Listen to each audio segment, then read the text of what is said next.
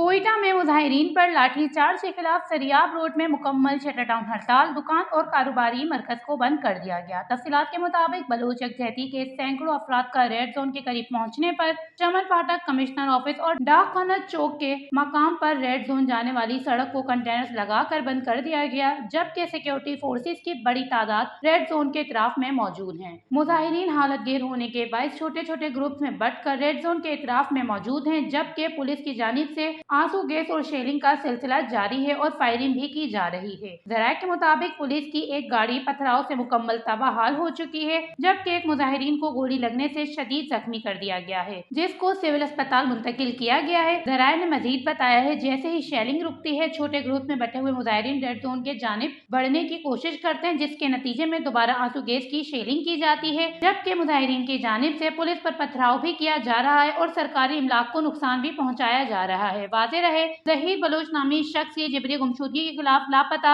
ظہیر بلوچ کے اہل خانہ اور بلوچ یکجہتی کمیٹی کی جانب سے سریاب روڈ پر گزشتہ 10 روز سے دھرنا جاری تھا، جہاں حکومت اور انتظامیہ کی جانب سے کوئی مذاکرات کے لیے نہیں آیا، جس کے پیش نظر آج مظاہرین کی جانب سے ایک پرہجوم ریلی نکالی گئی جسے ریڈ زون جا کر بند کرنا تھا، لیکن راستے میں پولیس کی جانب سے ریلی کو روک دیا گیا اور مزاحمت کرنے پر پولیس کی جانب سے مظاہرین پر لاٹھی چارج اور آنسو گیس شیلنگ کی گئی، جبکہ متعدد مرد مظاہرین کو گرفتار بھی کر لیا گیا۔ وش نیوز، کوئٹہ، بلوچستان۔